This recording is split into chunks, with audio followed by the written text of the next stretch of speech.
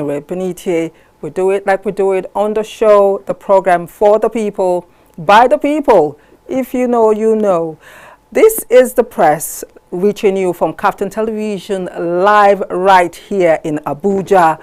We do the weather, we do the front pages, we have guests. We discuss Nigeria.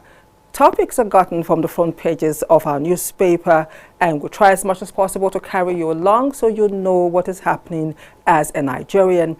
And when we have the time, if the stories break, if as they unfold, we bring you stories from outside the nation. Today, one of our topics definitely will be a mix of international and local. You need to be part of the show to get to understand all that we have for you today. 3 focus. 3. Can you imagine? We're talking 3 critical topics that concerns us as a people. Okay, let us start the show without wasting much time. My guests, no, I've not seen them yet, but they've confirmed they're on their way. All right, let us start from the beginning, which is the weather. And this morning, I will start from Edo State. Edo State is 25 degrees Celsius past 9 a.m.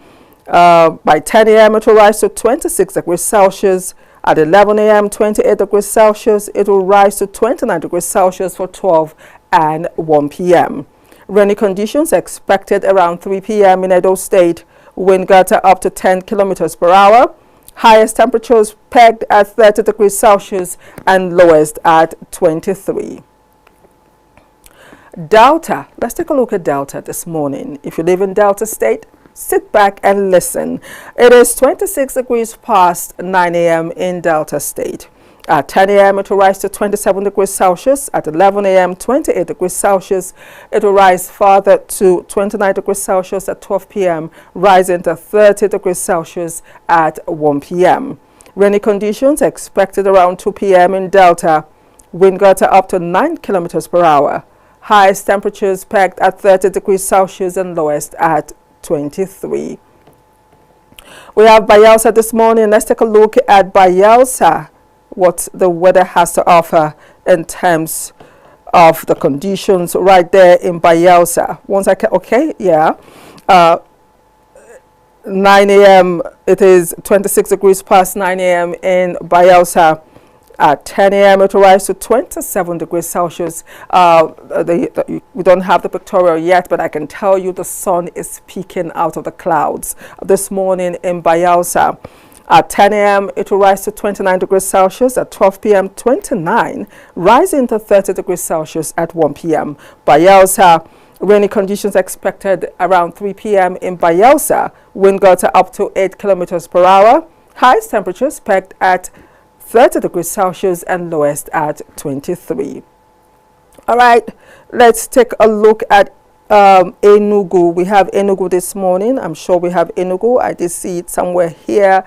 Let me just see if I can locate it. Yeah, that is Enugu right there. Rainy conditions are expected around 2 p.m. in Enugu. However, it is 25 degrees Celsius past 9 a.m. in the state. At 10 a.m. it will rise to 26 degrees Celsius. At 11 a.m. 27, at 12, 28, rising to 29 at 1 p.m. Wind gusts are up to 12 kilometers per hour. Highest temperatures pegged at 29 degrees Celsius and lowest at 23. Let's jet off to Imo. Imo State this morning. I definitely have Imo. Imo State is 25 degrees past 9 a.m. in Imo. At 10 a.m. it will rise to 26 degrees Celsius. At 11 a.m. 28, rising to 29 for 12 and 1 p.m. Rainy conditions are expected around 2 p.m. Wind gusts are up to 11 kilometers per hour. Highest temperatures 30 degrees, lowest 23. Let's see if we can find Lagos. Yes, I've seen Lagos already. Let's jet off now away from Imo to Lagos. It is 26 degrees past 9 a.m. in Lagos. Lagos too is going to be a sunny day.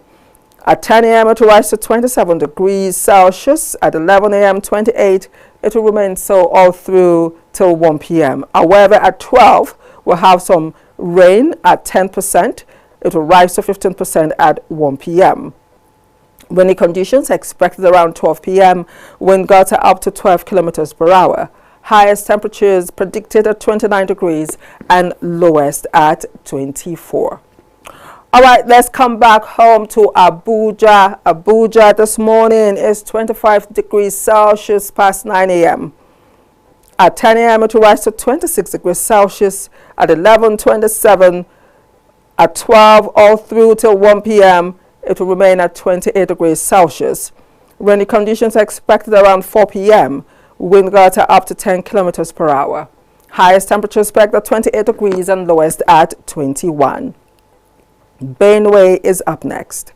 Benue this morning, let's take a look at the weather condition or prediction for Benue.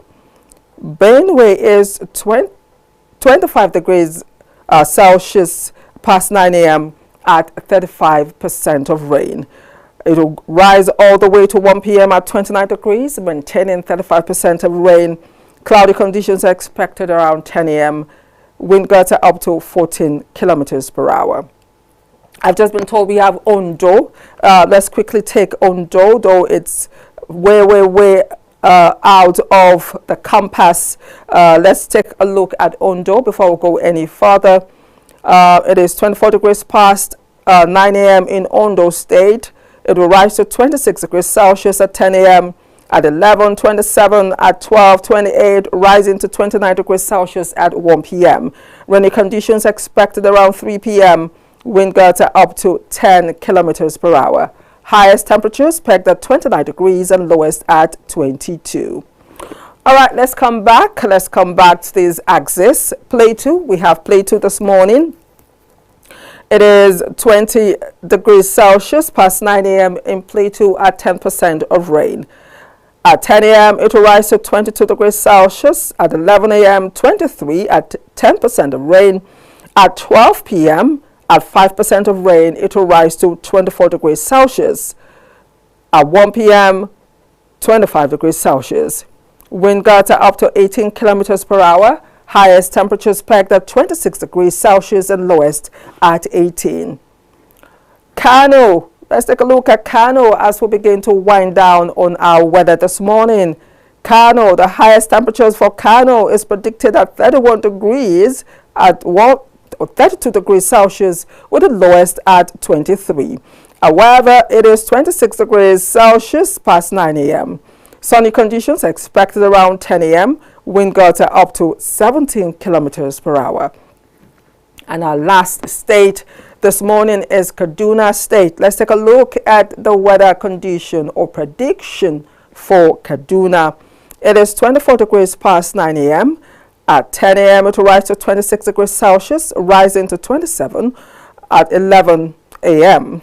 At 1 p.m. it will rise to 29 degrees Celsius. Rainy conditions are expected around 6 p.m. in Kaduna. Wind gusts are up to 10 kilometers per hour. Highest temperatures pegged at 30 degrees and lowest at 21. There you have it, our weather update this morning. If your state was mentioned, you know what to do. Protect yourself. If it's rainy, if it's sunny, do the same. Okay, without wasting much time, let us go straight on now to our front pages. And this morning, in no particular order, I'm going to start with the Guardian newspaper. I'm starting with the Guardian. The Guardian newspaper has the screaming headlines this morning. Federal government, others pass burden of economic growth, stability to state governors. Post-reforms. Post-reforms. Federal government, others pass burden of economic growth, stability to state governors. Okay, we have more on the front page of The Guardian. Senate threatens sanctions as CBN, NUPRC, NDDC, others shown committee. 767 factories shot, okay. 7 factories shot, 335 others in distress on that Tinubu's watch, Atiku alleges. Now, if you follow the stories on our front page, people have called it the Atiku rant, not me. They've called it the Atiku rant in the past, like seriously 1 week, or it's like last week. It started last week. Atiku has been blowing hot on this administration. Right, way back to the scandal, the agency scandal, and just way down till this week, he has been blowing hot on the administration, on the Bola Tinubu administration. And the front pages this morning, the front page of The Guardian this morning has given us another statistics from Atiku. It says 767 factories shut, 335 others in distress on that Tinubu's watch, Atiku alleges.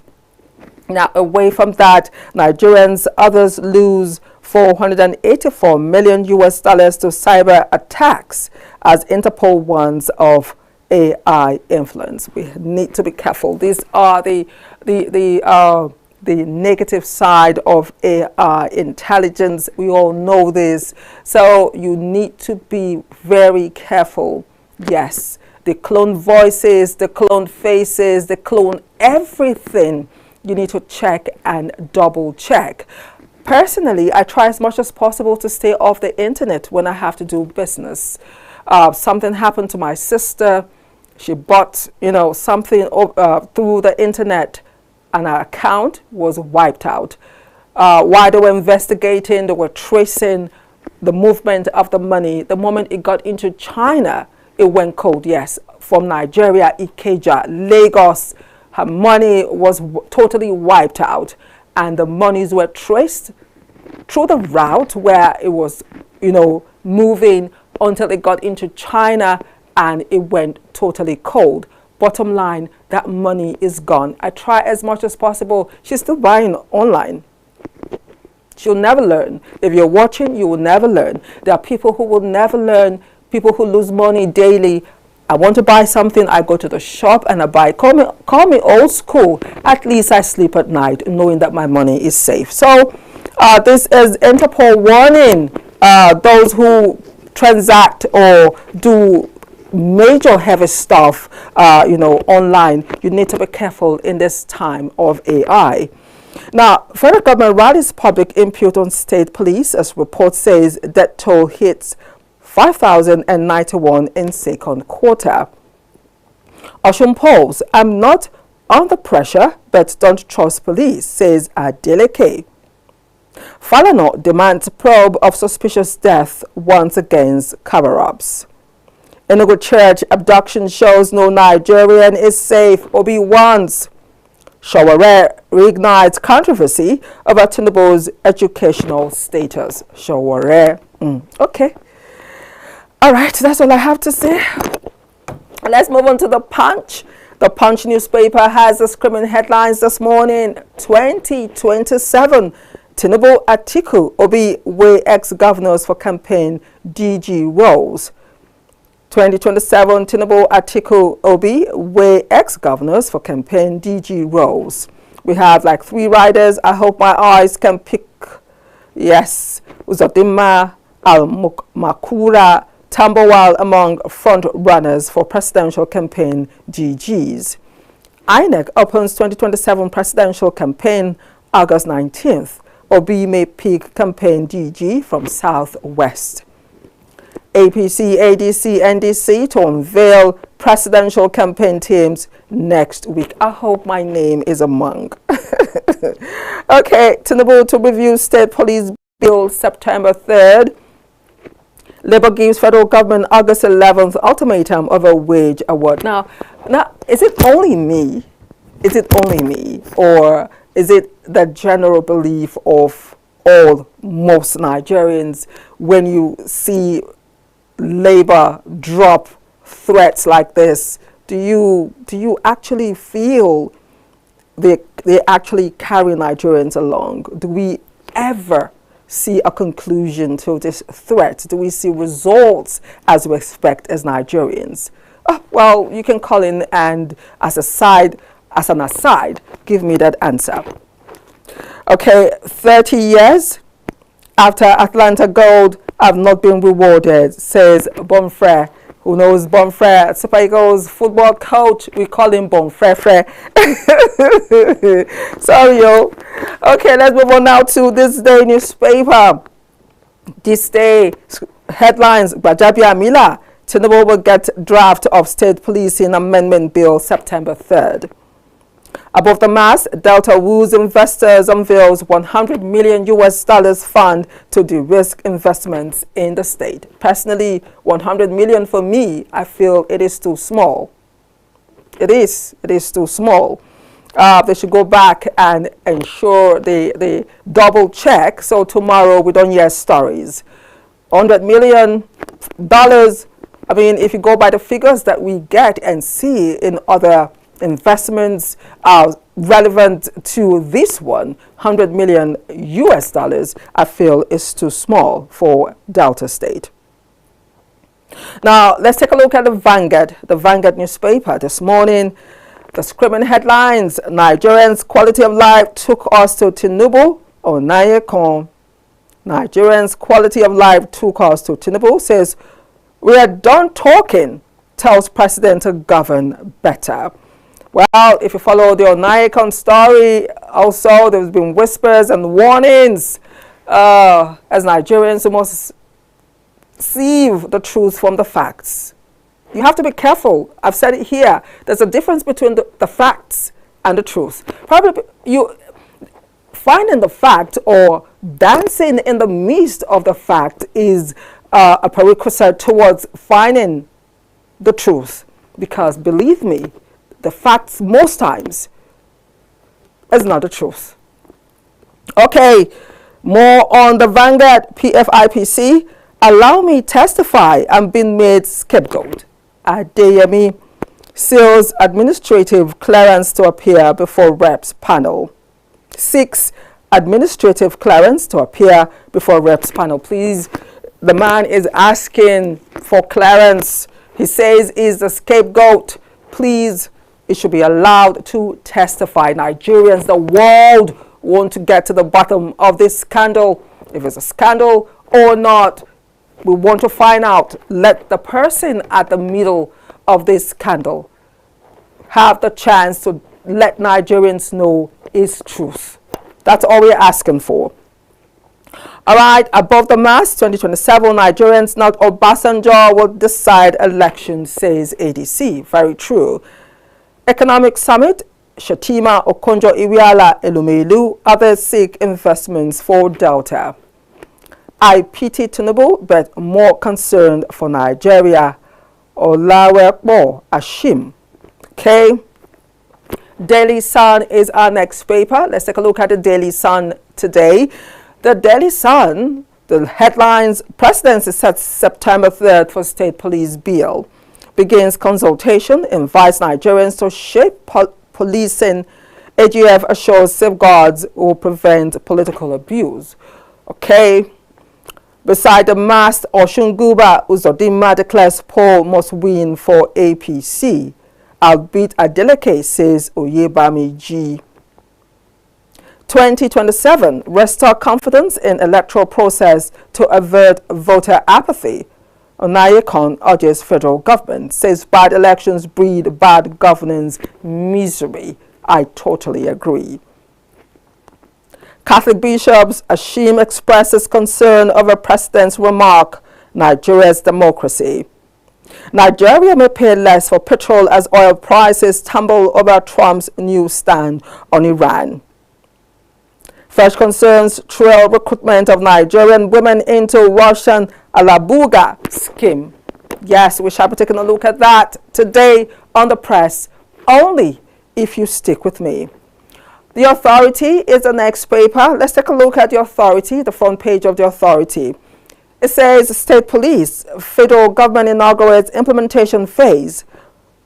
2 riders for National Policing Bill, Tinubu to receive Executive Bill September 3rd.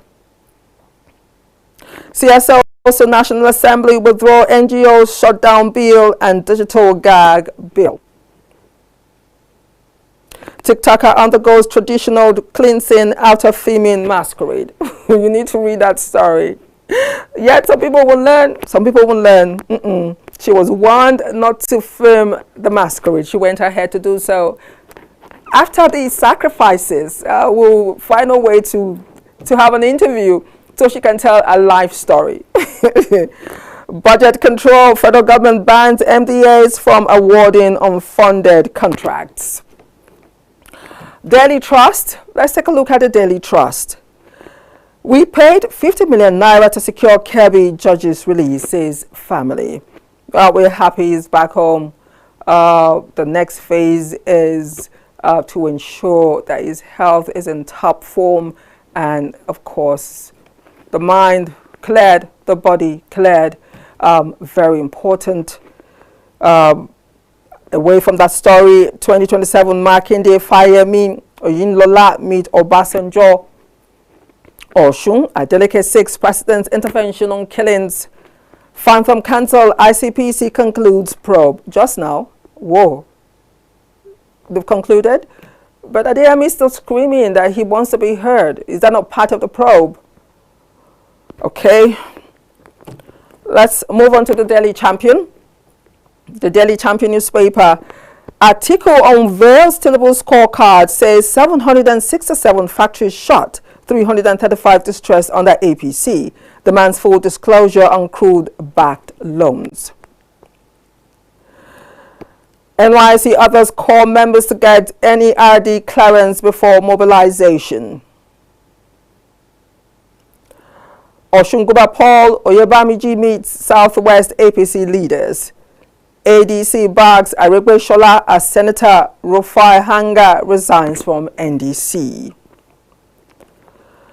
All right, the New Telegraph newspaper, we quickly take it. We're almost done. The New Telegraph, 2027, Nigerians won't vote if they believe APC will win, says Onayekon. It's getting hot in the kitchen.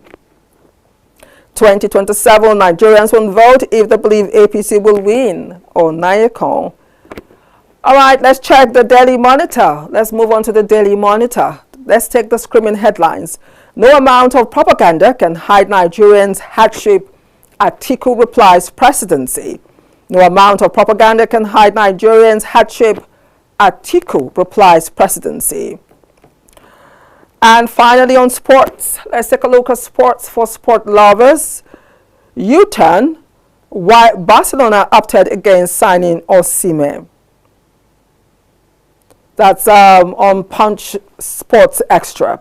We have loads of stories right there. Grab your copy now. All right, that is our last paper, last front page analysis. Solo on the show. Hopefully my guests are here. We'll take a short break so I can take a sip of water. You know, I've been talking for like how many minutes? Non-stop. I'll take a sip of water and hopefully we'll bring in our guests. And if they are here, the conversation. Stay with us.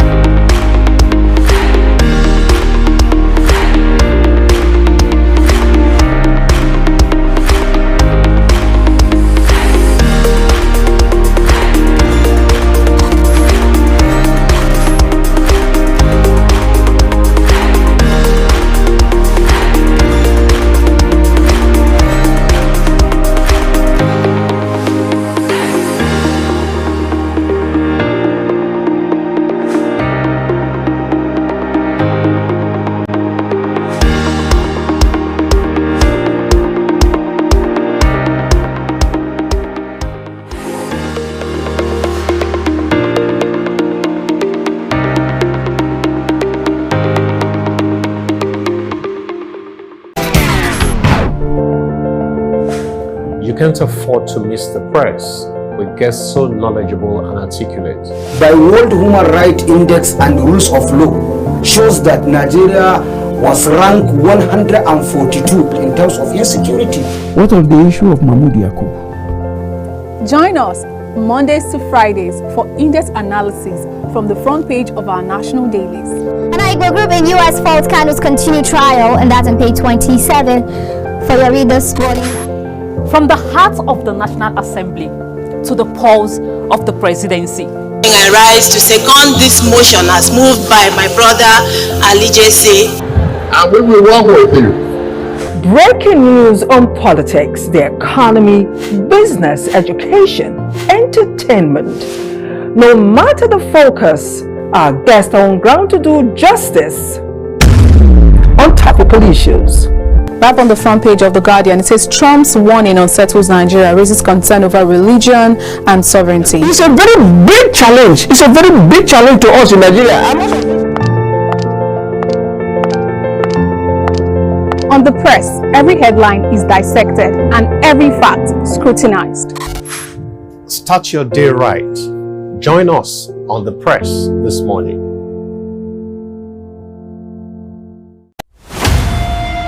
Welcome to Barr in Abuja. The main agenda here is the promotion of made in Nigeria products.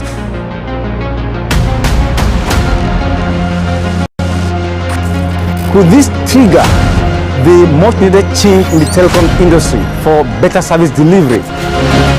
Welcome to Nnamdi Azikiwe International Airport, Abuja.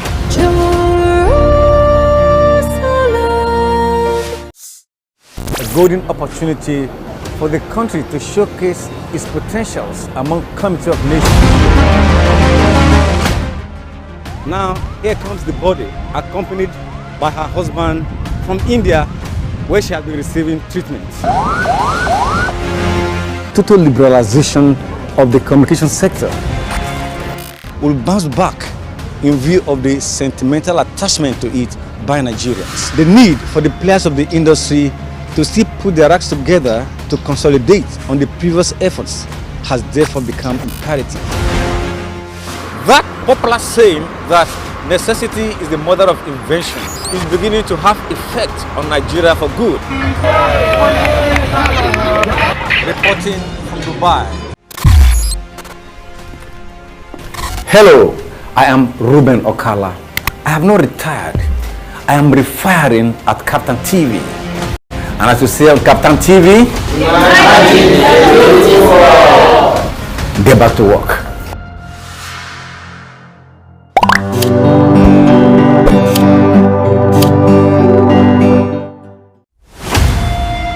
Welcome to Barr in Abuja. The main agenda here is the promotion of made in Nigeria products.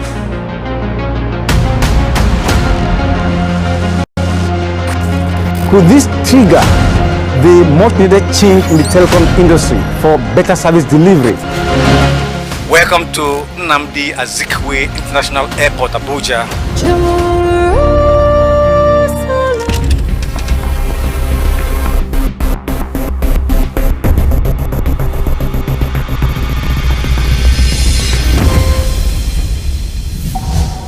In the beginning, God created a beautiful world.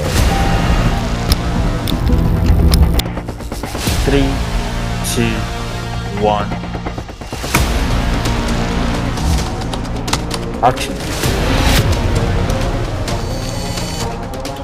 And that's why at KAFTAN Television, We imagine a beautiful world.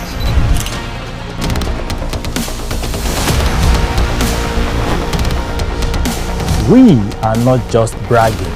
We blaze the trail in broadcasting. And it is about you. At KAFTAN TV, broadcasting is not just about information, education, and entertainment. It's an aggregation of all you need to know in Nigeria And around the world to create signal. At KAFTAN Television, we have all it takes to be on top in broadcasting. Our mission is simple: to project Africa in a truthful yet positive manner. Wait, we're coming to you in style. Here we are, starting from September. Look at what the facts are. And as you say on KAFTAN TV, imagine a beautiful world.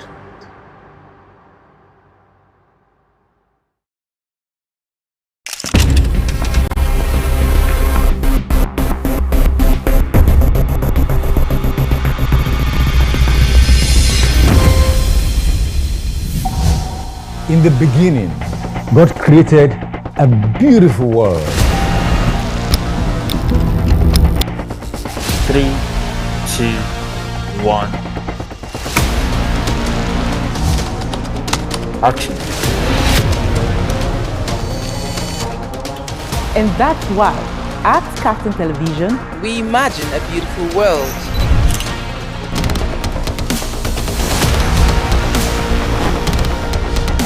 We are not just bragging. We blaze the trail in broadcasting.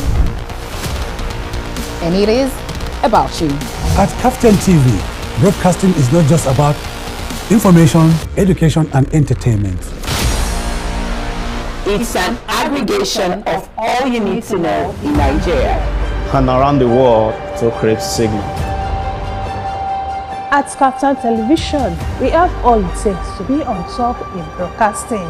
Our mission is simple: to project Africa in a truthful yet positive manner. Wait, we're coming to you in style. here we are, starting from September. Look at what the facts are. And as you say on KAFTAN TV, imagine a beautiful world.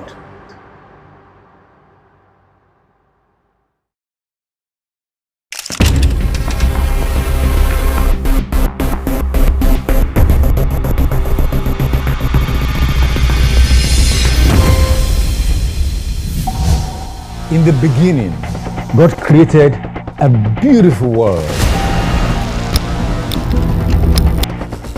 3, 2, 1. Action. And that's why at KAFTAN Television, We imagine a beautiful world.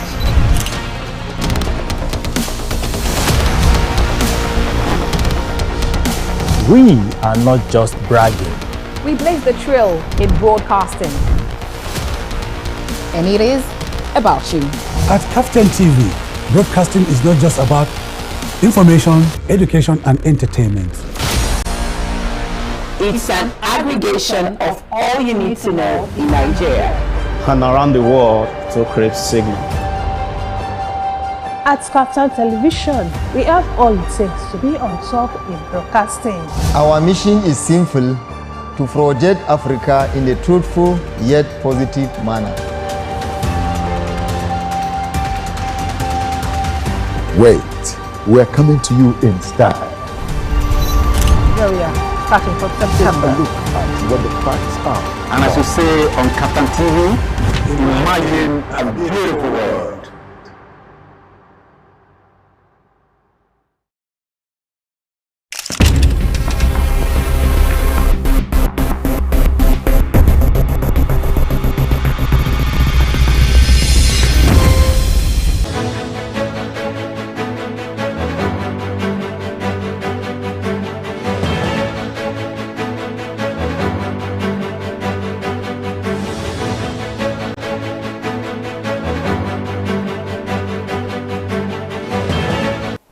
Yes, welcome back. It is the press and I have a full house. I'm so happy.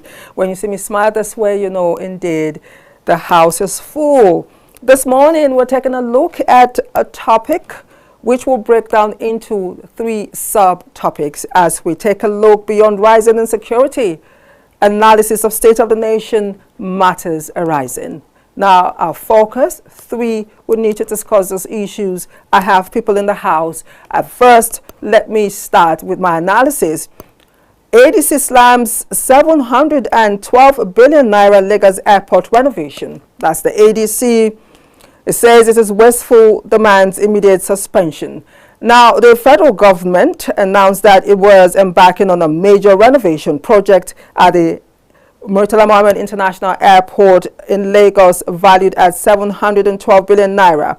The extensive upgrade, it says, aims to modernize the aging infrastructure of the country's busiest airport and bring it in line with global standards for aviation facilities. The opposition coalition, the African Democratic Congress ADC, has strongly condemned what it described as the outrageous value of the airport renovation announced by the Tinubu administration, characterizing it as another brazen act of fiscal recklessness and official insensitivity. Now, this is one of our focus. The next focus is on the NNPC. Uncertainty over Bayo Ojulari's job as NNPCL boss. The analysis: there is uncertainty over Bayo Ojulari's job as NNPCL boss. According to reports, the days of Bashir Bayo Ojulari as the group CEO of the Nigerian National Petroleum Corporation NNPC Limited are numbered. Although there are reports that he has resigned, sources learned from insiders indicate that he has not thrown in the towel yet, but only a miracle will keep him in office at this stage. It is alleged that President Bola Ahmed Tinubu, who appointed him to replace Mele Kyari only 4 months ago, is said to be livid over security reports on Ojulari's activities so far in office. The NNPC GCEO has been a subject of money laundering investigations following the alleged transfer of millions of dollars to the account of AA&R Investment Group, a company with interest in energy, agribusiness, logistics, and information communication technology.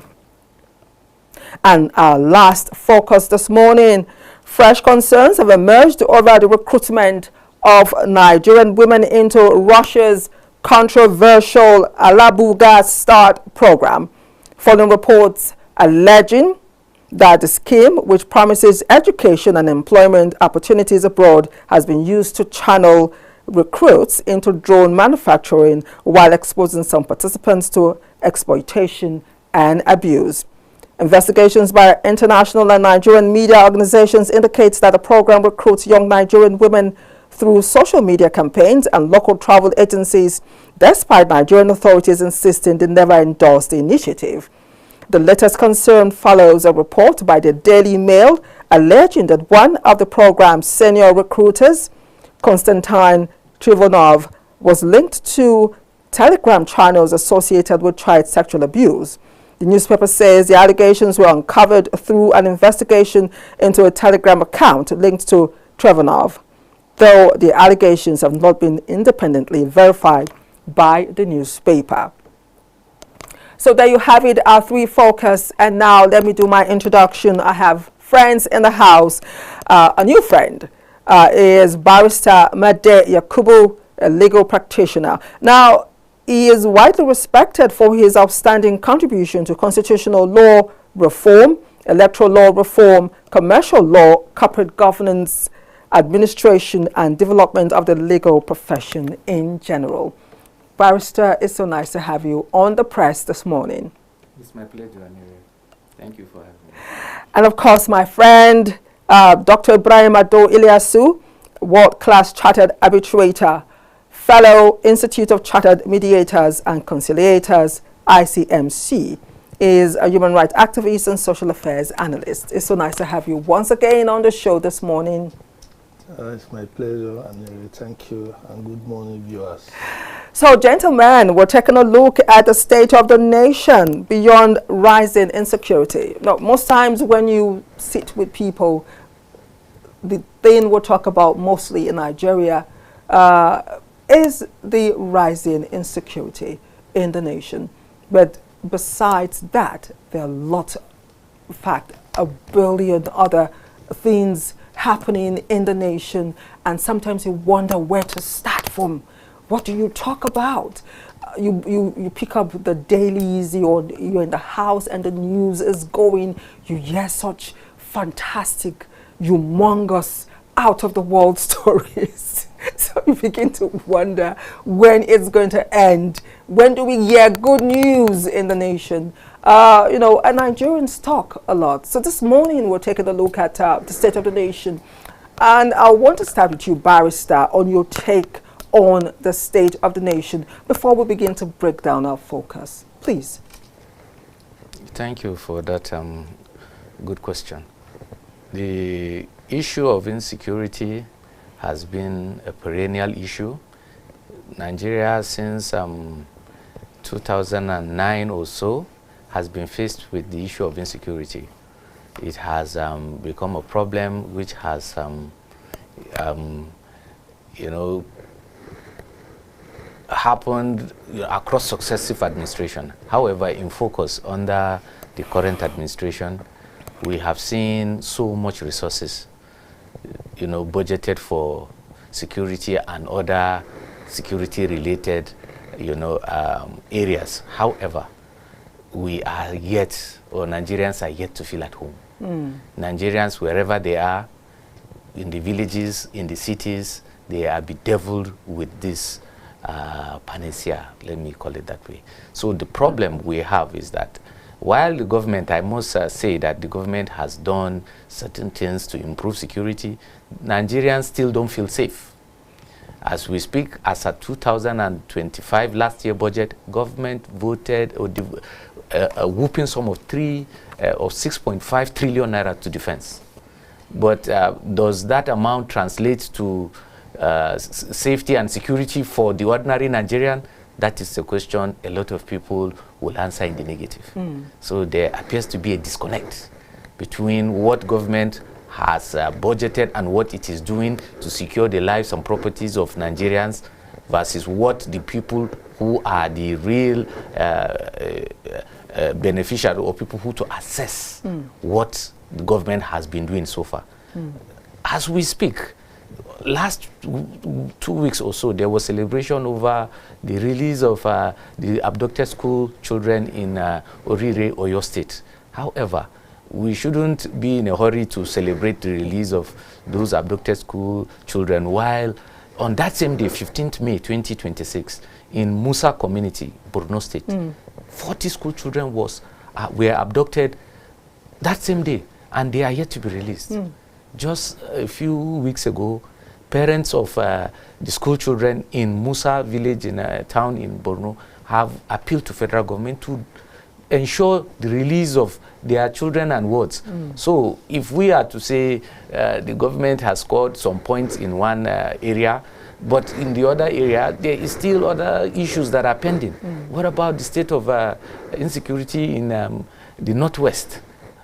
A High Court judge was abducted recently.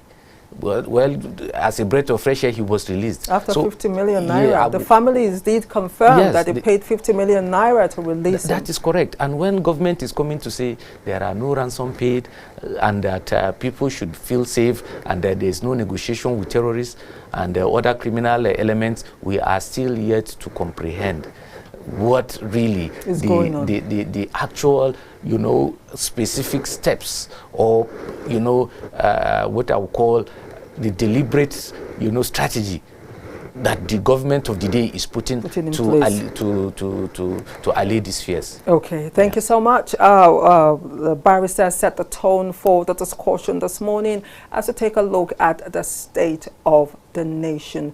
It's going to be beyond insecurity, but he has given us his own opener. Let's now give the doctor the opportunity to do the same as we pick his mind on the state of the nation today in Nigeria. Thank you one more time, Anire. You know, it's quite, very funny. It's not on a good note. The state of the nation is in a quagmire, you know. We are not having the best of times. As we speak today, we have a lot of issues bedevil the nation, especially when you look at the socio-political tension, you look at the inflation, you look at the aftermath of the removal of subsidy, how impoverished Nigerians have become. In a recent time, we are like a beggar in our nation. You know, high level of disconnect between the state and local government and federal government, and a high level of mistrust between the citizen and the government, And the brain drains that continue to upsurge, you all know our professionals are moving in droves in abroad, and they are doing slave job, the slave labor. And regarding to the Alamuga issue that you have just said, it's all consequence of our government actions. The economic policy has not been very friendly, and above all, insecurity. It has become a normal thing in Nigeria because the government has not been able to find a better way to handle it. Take your mind back to the military era during the ECOWAS, era, where the Nigerian government was able to go to Sierra Leone, stabilize Sierra Leone, go to Liberia, stabilize Liberia. Even not far away, the very recent time when Gambia was having crisis in form of government face-up, the erstwhile President Yahya Jammeh and the President Barr there, Buhari was able to do something. Even during Obasanjo, when we have this Chome and Principal Republic coup, Obasanjo was even here in Nigeria, and given that Nigerians went there through the embassy to restore normalcy and peace. So I don't know why we are finding it difficult to solve this problem. And that will remind me of the famous quote of late head of state, General Sani Abacha, where he said if an insecurity is beyond 24 hours in a nation, the government should be put to question. So I think we are putting that question to this government. They should come and explain their culpability. I don't want to believe that the government is that weak, that they start celebrating Orire release, and we have a lot of people in detention before the Boko Haram and the terrorist group. We know that Borno State is still in a captivity, by the militant and the insurgents. So I don't think the government is doing enough, and with all the big budget, big splash on defense. So I think we need an emergency to be declared on the state of affairs, especially in the defense sector. Okay. Yes, indeed. We've started our discussion. Just pick the minds of my guests on the state of the nation as we move forward towards peaking our focus. And the first discussion this morning is to take a look at the ADC's allegation, the ADC's response to the 712 billion naira Lagos airport renovation. If you follow the story, the ADC has come out to say this is brazen act of fiscal recklessness and official insensitivity. Development is what we seek. I don't know if others will agree with the ADC's response to this new the desire of this present administration to invest 712 billion naira at this time to renovate the MM2, the Murtala Mohammed International Airport. So I'm going to come now to, I'm happy there's a lawyer in the house, a barrister in the house. So I don't know, I want your reaction to this latest by this administration, and of course react to the ADC response to, this latest development. It has, I'll say it again, the ADC says it's a brazen act of fiscal recklessness and official insensitivity. I don't know your take, if you agree or disagree at this time. Well, my take on the issue of the award of about 712 billion naira, which translates to about $500 million on the reconstruction of the Murtala Mohammed Airport terminal, MM2, is that while I agree that the airport is due for, an overhaul, being an airport that was built, or that section of the airport was built almost 50 years ago. However, the amount in question for the renovation of that project, calls for scrutiny. Scrutiny in the sense that Nigeria at this moment is bedeviled with a lot of issues, competing issues for that matter. So would, a prudent government, a government that is responsible, for physical implementation of laudable projects that will be a direct impact on the people of Nigeria, would you vote about $500 million to renovate an airport? In as much as I agree that, yes, the airport is due for renovation, you would also look at what is the impact of that renovation in the lives of Nigerians. If you vote 712 billion naira to boost, according to what the government says, to boost economic activities, to connect the Lagos Railway, to make Nigeria a hub. However, what is the end goal? How does it translate to the ordinary Nigerians? Air travel in Nigeria has become that of the middle or elite class. It does not directly impact on the average Nigerian. So the question is, and I believe that when you look at the indices for assessing poverty lines based on multilateral definitions, more than 70% of Nigerians still live below poverty line. So does that project impact directly on them, or it is still another project to, you know, better the lives of the contractors or the elites?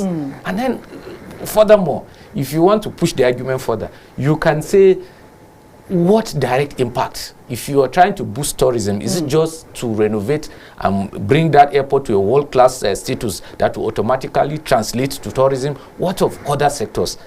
Have those sectors been developed so that it can be, you know, in tandem with the new project? So these are all questions that I believe this government needs to come to tell Nigerians. And then secondly, on the amount, yes, when there is a project like this, I think this government that, you know, prides itself as a government of the people, giving hope to the people, it behoves on government to tell Nigerians, in the light of, in the interest of transparency, how that amount was, you know, is going to be spent. And in this light, I agree with what ADC is saying, that the whole process is opaque. It is it does not reflect the true, what you call a procedure in terms of public procurement, which are funds of Nigerians, taxpayers' money. So government needs to do more to show that it's not just like the legacy project of the coastal highway that has come under severe criticism. This is another project that Nigerians are not satisfied. Number one, they are saying it is not a priority. Even if it is, show us the papers. Let us know how this amount came into being. Let's analyze it. So, so that is my point, and I believe government should do more on that. Okay. Doctor, over to you. Thank you, Anire. You see, it is very easy for us to make all the noise while we are not in government. But the moment you are part of government, you know, the party goes on. Our very good friend, Festus Keyamo, the aviation minister, you know, has been there very louder than anybody in speaking about accountability, transparency. But here we are, with a man that have always rushed to National Assembly for one correction or the other and take kudos. He's in the public eye. Like I said here the other time, you know, if we really want a just society and an economics-free and corrupt-free civil service, please remove procurement and recruitment from civil service. People like Yamu will not go into government. You know, this particular project we are talking about have not approval of the National Assembly. They should come and tell us if they have the approval of the National Assembly. These airports were upgraded by last administration not long ago. Buhari administration did.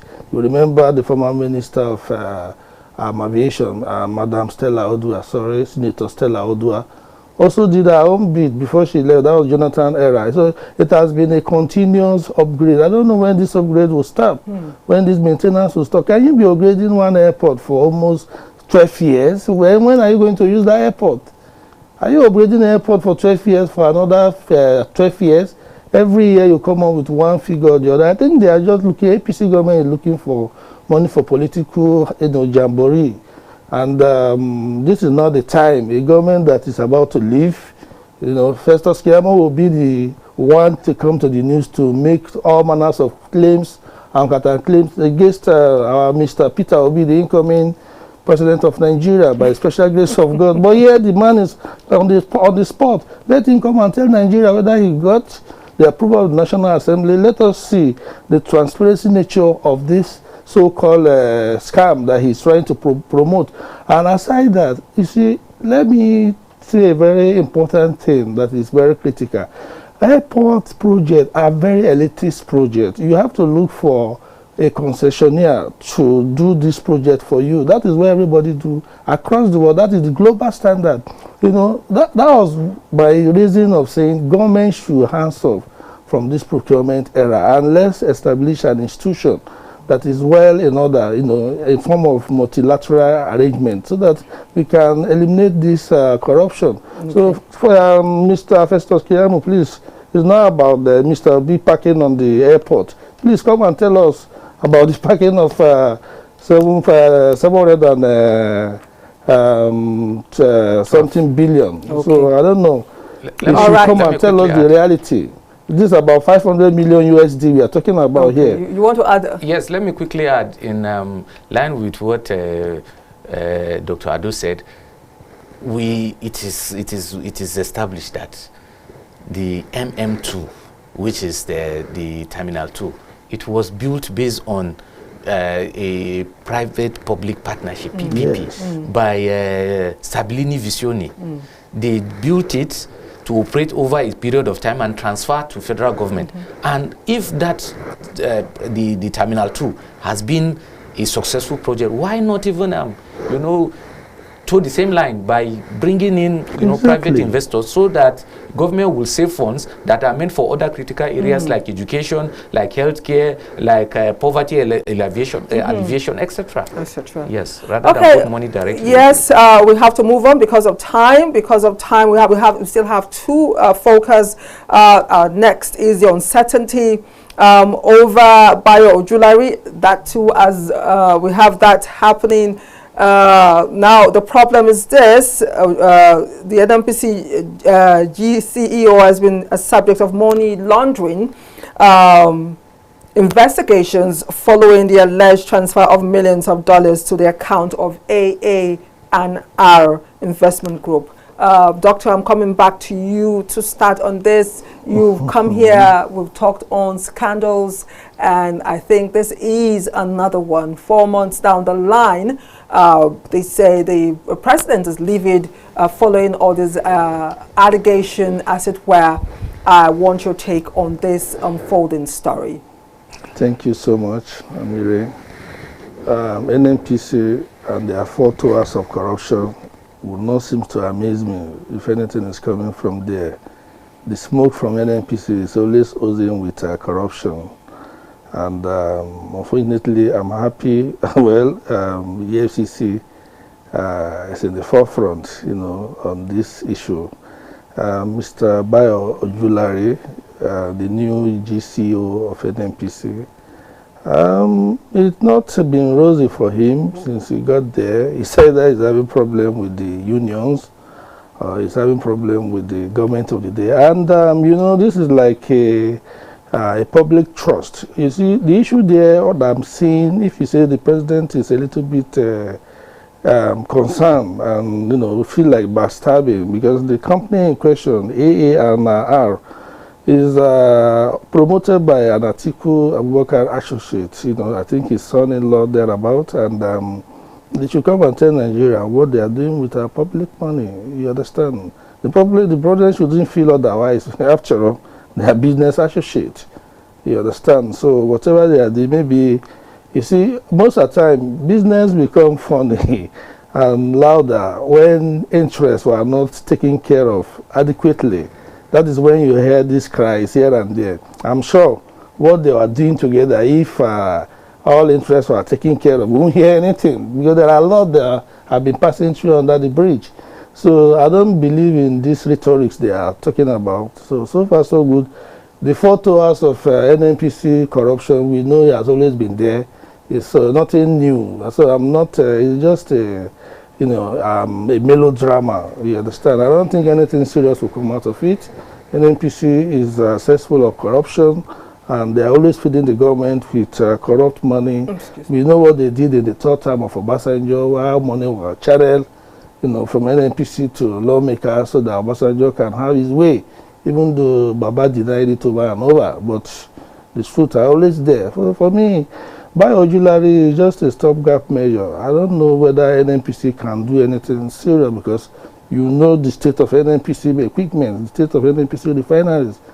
These are people that are supposed to go back to Dangote refinery and learn the new trade, the new policy, the new formula on how to run a world-class oil industry.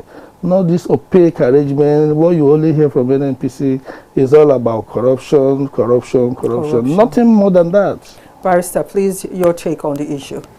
Yes, it is so sad that when you look at NNPC as the oil company managing the oil resources in Nigeria, and you place it side by side with its peers across the world, like the Saudi Aramco or the Petronas of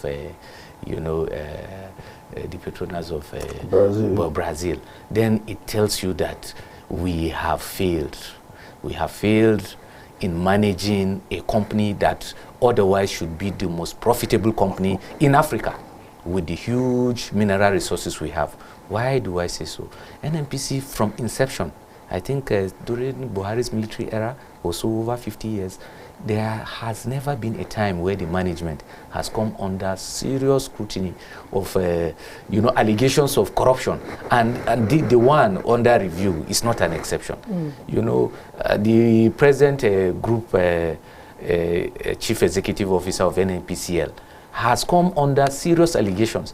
In fact, last year, a civil society group went to file a suit in the FCT High Court, alleging that the president should, alleging that the GMD, the group GMD, has floated so many, laws in this country. Number one, the allegations were that he did not even declare his asset as a public officer. Number two, that he owned foreign accounts.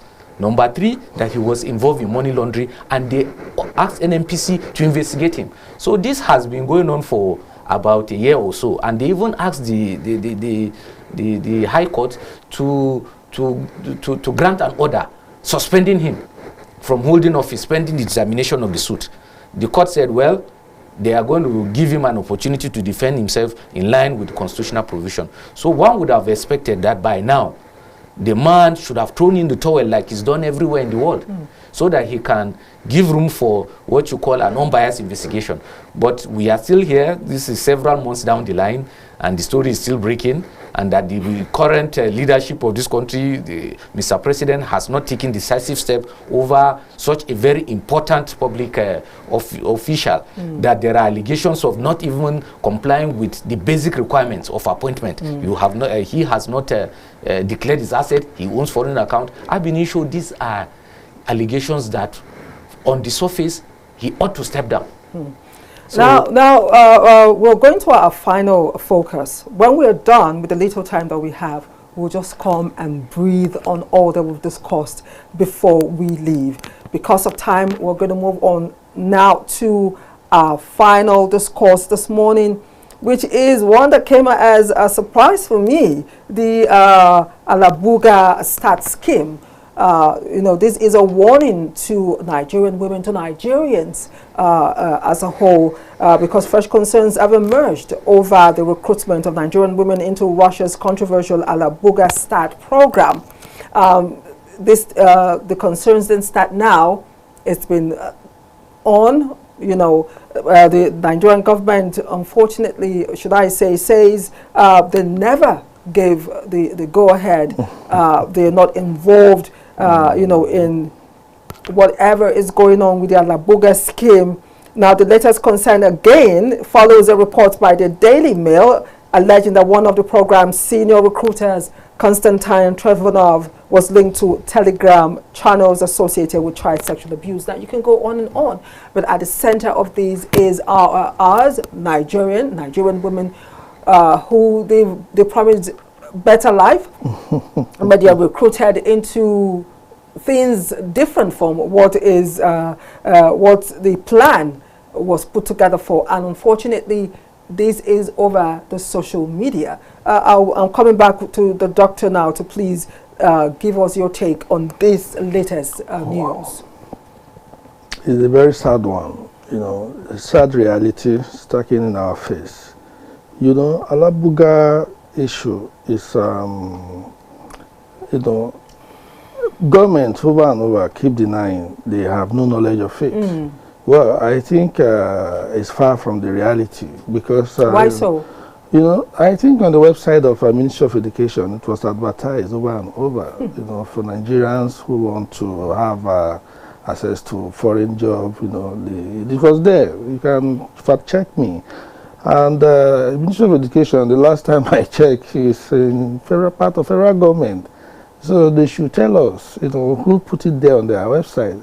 You understand? And you see, the target is about young girls. And you know, about 60% population of Nigerians are people below 25 years. That was why the focus is on our country. So the drum style arrangement scheme they were doing in Russia, in Alabuga there, you know, was on the spotlight because a lot of Nigerians were into slave labor. You know, passports were confiscated and they were using as a slave sex. They are into nefarious activities and ordinarily I think for me, if we can remove the criminal aspect of it, it's a wonderful project because it's like a train the trainee. Because those Nigerians that went there to learn about, you know, assembly of drone and what have you, they could return back to Nigeria to help us to improve on our security welfare in terms of equipment and what have you. So it behoves on the federal government to reach out to the Ministry of Foreign Affairs, to reach out to Russia embassy in Nigeria. The ambassador should be someone to come and explain, you know, how this has been for a very long time. What is their positions? And again, there's an agency of government that is sole responsibility is to go on issues that has to do with borders, international borders, illicit sex trade, especially in issues like this. I'm talking about NAPTIP. So where is NAPTIP? NAPTIP should come out and take a definition. They have offices across the entire world. So let the DG, I don't know, the head of NAPTIP should come and tell us what is happening because their responsibility is, you know, well cut out. That issues that are related to slave labor, you know, deceit for prostitution and all manners of nefarious activities that have to do with girls and whatever it is NAPTIP purview to come out and tell Nigerians what exactly is happening to our children that have been moving to that place, you know. So it's a very straightforward issue. Thank you. Yes, to give my take on the issue of what you call forced labor, that the luring of Nigerian women or young girls between the ages of 18 to 22 by this, you know, what I would call a criminal network. You know, it's so sad. Why do I say so? Young girls between that age range are ready to work. However, government has failed them. I will make this emphasis that people do not ordinarily leave their comfort zone to other places only because they want to do so, but they are in search of greener pastures. And in as much as I do not make any excuses for people to just fall for any type of offers, but you see, there must be a drive to survive, to make for prosperity. And the Russian criminal gang has taken advantage of the teeming unemployment rate amongst our youth to exploit the situation. This current government, which has the renewed hope agenda as its mantra, you know, needs to do more, because hope, as it is not a strategy to solving problems. There must be practical solutions to see how our teeming youths are employed by engaging them in meaningful, you know, activities, either directly or indirectly, creating an enabling environment so that nobody can come and lure our youths, promising them, you know, paradise outside Nigeria, and so that this can be stopped. And then secondly, government also has a critical role to play. You have the Nigerian Immigration Service, which is the government institution in charge of restricting, you know, entry and exit. So if somebody wants to leave this country, do you look at the person's credentials? What offer is that? It is incumbent on government institutions like the NAPTIP, for example, to investigate this, but we are not hearing anything. from them. So when the Federal Ministry of Education comes to give an excuse that their website was hacked and all that, it is not a good defense. It is not an excuse to do the needful. The primary responsibility of government is to protect its citizens. And of course, even the security, sector is also, suspect here. You have the DSS, you have the police, all these people, the Interpol, they are there to ensure that people are not trafficked across, countries. Even under the law, you have the International Labour Organization. They regulate how people work. So even when you offer somebody, a job elsewhere, the terms and conditions, the condition of service and labor are regulated not just within Nigeria, but even internationally. So it is a call to government. We have a United Nations, representative. We have representative in International Labour Organizations. They need to do more to protect Nigerians. Yeah, I think we have a call. Please, let's put the numbers on the screen. We have a caller. Hello. Good morning. Let's put the numbers on the screen. Good morning. What's your name, please, and where are you calling from? Please go ahead, Ibrahim. Thank you. I still want to add my voice to this call. Please go ahead. You see, this is one of the reasons I personally dedicate all these international organizations. All these organizations kept trading Nigeria one way or another. Our government keeps signing all manner of MOU, and we are not seeing the benefits. And these people will go and tell the world that they are giving us billions and billions of dollars, and it's not reflecting in the society. Why are we paying dues? Why are we giving them resources that belong to the people here when the people are not benefiting from them? So I want to, my direct question now, I don't know who is going to answer, but my question is, how can we disengage ourselves from all these organizations that our government has signed us that we are not benefiting from? In Africa, it's only Nigeria that is helping us. There is no single African country that is helping us. Imagine Nigeria going to Benin Republic to learn trade or what, and the vice president was there. They are not ashamed of themselves. See the developed world. See developed. Sometimes when I want to talk, I feel like controlling my what they will say, and you are antagonizing the government. But the government is antagonizing themselves. They say hate speech, they say fake news, and all of this is our government that is dishing them out. Okay, thank you so much. Mohammed calling in, he has asked a question, but I know time. We really do not have time. We're just trying to mix all that we've discussed this morning, and I'm going to go straight to the doctor to just put all that into a can and, give us your final take on the all issues we've discussed before we go further. Oh, that's like an executive summary of our executive summary. You see, there is lesson in it for us to learn. For government, it's very expedient and very important that government should sit on his toes and do the right thing, because the government is not performing, anything serious. Like I stand with the Nigerian Catholic community that paid a visit to the president not long ago to let him know the truth that, Mr. President, you are not walking the talk. There is poverty in the land, and poverty drive hunger, and hunger drive desperation. And when you connect all this together, that is where the insecurity is continuing to rampage. That is why there is a mass exodus. People are ready to take any slave job, the Japa syndrome. So everything, boiled down to the government of the day, that they should sit up and do the needful. And on the issue of airport scam, we are expecting our friend Festus Keyamo to come out and lay the card bare or before the Nigerian public. Let us know the workings of the figures.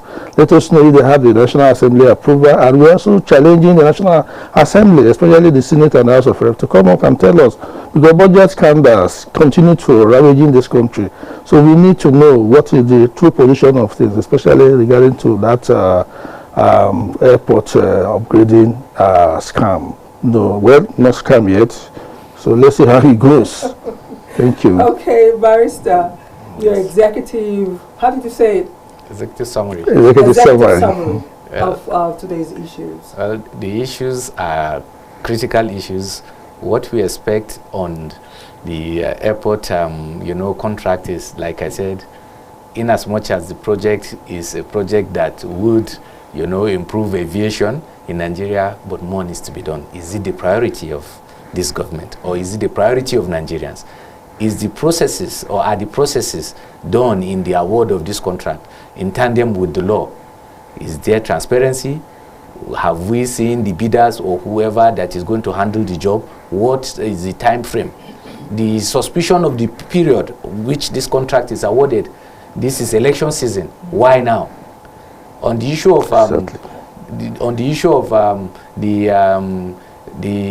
the Russian Alabuga recruitment of our young girls, I urge that our Nigerian youths, I know the situation is very there. The poverty is biting hard. However, we need to be careful. The call to be careful and not to fall for anything that appears to be gold. The saying is, all that glitters is not gold. Yeah. We should do the most we can to salvage the meager resources we have and stay. There is hope. Okay. Yes. All right, we have another call. Another caller. Please go ahead before we say our bye-byes this morning. Go ahead. Thank you. I don't know what happened. I was talking on my call. Okay, you're still Mohammed. Okay, Mohammed, go ahead. Thank you. Like I was saying, they said they don't want the other day they told us that they did not pay ransom to rescue the children that were kidnapped in the river. Then somebody has come on national TV to tell us that they actually pay ransom. Okay, the other day again, a general died. They denied that no general died. At the end of it, they still came back to tell us that the general died. Who is now giving us this? Okay, now, the president wants to come back and she's giving us records that are questionable, and they say we should not ask questions. What kind of country are we? The future of this country. Exactly what do they want the citizen to do? Let them tell us, what do they want the citizen to do? We pay our due, I pay tax. We have my record. And I have never benefited anything from this country. So tomorrow they will say, I don't know the kind of useless language they use. That I don't love my country or something. A country that I have been benefiting from me for over 40 years and I've never benefited anything from. Why should I love one? Should I sacrifice more for that kind of country?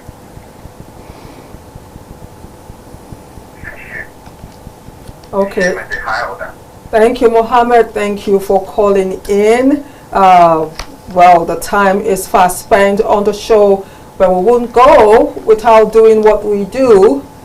We have those who sit and watch, who would really want to be carried along. I try as much as possible on my bit to commit my guest to speak in their dialect to the people, and we're going to do that today. I didn't tell you, you're on the hot seat. You're going to do that too. So let me start with Doctor. Please go ahead. Oh, thank you, Anire. So that's your camera there. I'm dying in the Eleoniaka, Horijo, over the state of the nation, Eliana in Nigeria at the current time, especially Elianambe airport scandal, and Titanaya Menovo, Festus Kiamu, Kovakai, Oya, Ekeonon, Ayado, we National Assembly. Eleji, Adayaku, Russia. Our slaves, Akupuyankle or the Havon, Anizona Mukoro, Abotokore, Baku in one. Outside that, another area, another very important, Nike Bodo over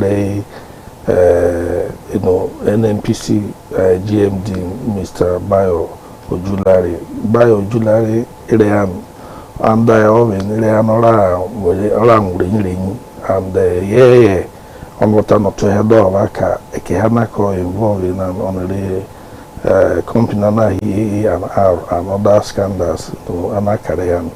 So, President on what Bola Mentinibu, oh, he so Abrionica and on the Tomoni am dying. Thank you so much. Thank you so much. So, over to you, Barrister. That is your camera over there. So, go ahead in your dialect, a summary of all that we've done. To jama'a barka da safiya. Mun zo ne kan wannan talabijin mu tattauna kan abubuwan da yake shafan Najeriya, musamman ma na farko kan kwangila da aka bayar na gina wato airport na Lagos da ke wajen biliyan 712 da ministan aviation Festus Keyamo, senior advocate of Nigeria, ya ga Najeriya cewa za a yi gyara da zai ci wannan kudin. So mun tattauna ne kan watakila ya dace gwamnatin Najeriya bisa ga matsalolin da Najeriya take fuskanta, musamman ma ga matsalolin talauci, matsalan rashin ilimi, matsalan rashin asibitoci, a ba da wannan kudin miliyan 1 har biliyan 1 har 712 kan gyaran wannan airport. Na biyu, idan ma za a ba da wannan aikin an bi ka'ida da ya dace bisa ga sharuɗan dokan Najeriya. Sa'annan kuma mun yi magana kan shugaban kamfanin bututun mai Najeriya wato NNPCL, yadda ake zargi cewa ana zargin cewa yana cikin harkan cin hanci da rashawa, cewa EFCC su bincike shi, kuma a ce ya sauka daga kan wannan kujeran da yake saboda ya ba da dama a yi bincike da ya dace. Daya daga cikin abubuwan da ake zargin shi shine ya bude wato account a kasan waje, kuma bai declaring asset din shi ba, sa'annan kuma ya yi amfani da wata kamfani ya ba da aiki ba tare da bin ka'ida ba. Na uku kuma kan wata kamfanin Rasha da take ɗiban 'yan mata da ke tsakanin shekara 18 zuwa 22, suke murudin su cewa akwai aiki da za su yi a can Rasha, amma kuma sirkan je su sa su ne cikin wani gida suna aiki kamar bayi. Saboda haka gwamnatin Najeriya ya kamata ta ɗau mataki yadda za ta buɗe hanya wa matasa su yi aiki, sannan kuma ta hana fitar da wayannan mutanen daga Najeriya inda za a tsare mana matasa. Thank you so much, my guest this morning, contributing to national issues, carrying everyone along. I want to appreciate my barrister, Madeh Yakubu, legal practitioner, social affairs commentator.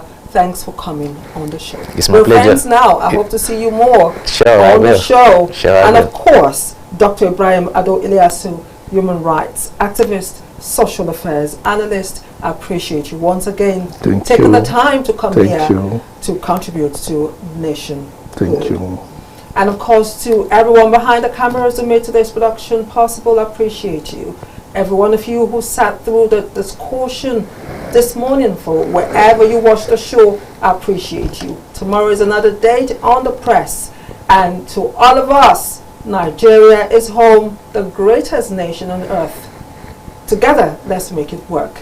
I am Anire, Binitie. Bye for now.